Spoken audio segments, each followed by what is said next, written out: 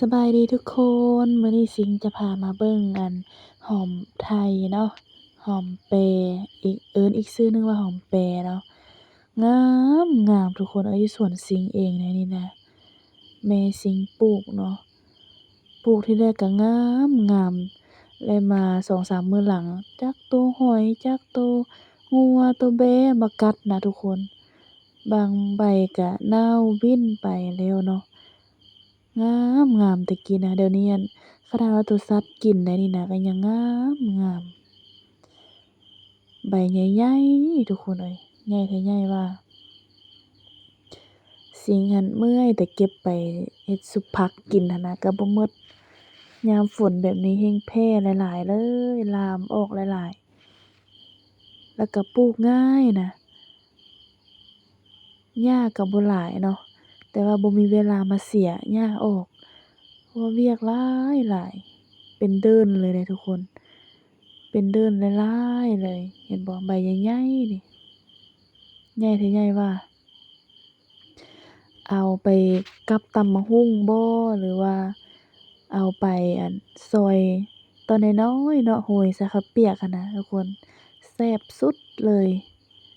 หอมผู้ที่ว่ามักหั้นนะหอมแบบหอมละมุนแซ่บกว่าหอมบัวอีกเดะทุกคนแม่นไผเคยกินแดเห็นบ่ใบงามๆใบใหญ่ๆเลย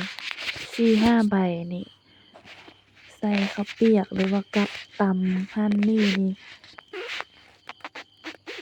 คักๆนี่นะทุกคนจักมื้อใดเนาะสิมีเวลามาเสียหญ้าสวนเดะยอดแบบนี้นี่เราเด็ดไปใส่ซุปผักก็ได้นี่เนาะเราหยิกๆเป็นยอดหนามมันออกแล้วเราก็ใส่ซุปผักกินนี่แซ่บเมนูนี้นะแซ่บสุดมันจะหอมละมุนแบบย่ำกรอบๆหน่อยหนึ่งทุกคนเวลาใส่ซุปผักอะนะกรอบๆเลย สุ่มหนึ่งจะแตกออกบักหลายๆเนาะ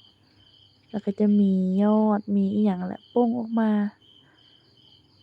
ตอนตอนที่ว่าบ่มีงัวบ่มีบ๊งกัดหั้นนะงามกว่านี้อีกทุกคนเป็นแผ่น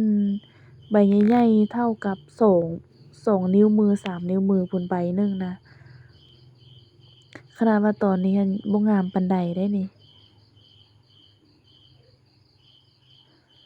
เห็นบ่สดๆเลยนี่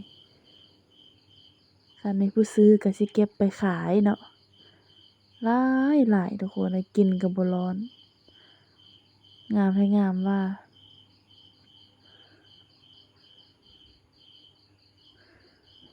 ใบใหญ่ๆเลยเพราะว่าเราปลูกเทื่อหนึ่งแล้วมันจะลามไปอะนะทุกคนมันจะโป่งลามๆติดเดียวไปอะนะมันแบบว่าเป็นดอกแก่แล้วเวลาฟ้าลมแล้วเกสรจะร่นจะปลิวไปสินะทุกคนก็เลยว่ามันปลูกขึ้นง่ายเนาะตัวนี้นะ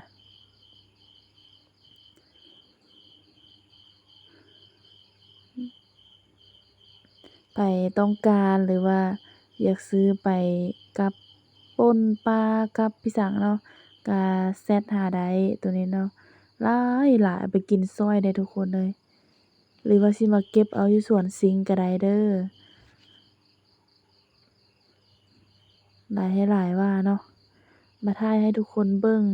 มันตาอ่อนซ้อนนั่นน่ะทุกคนไปบ่ได้ก็ไปบักใหญ่ๆ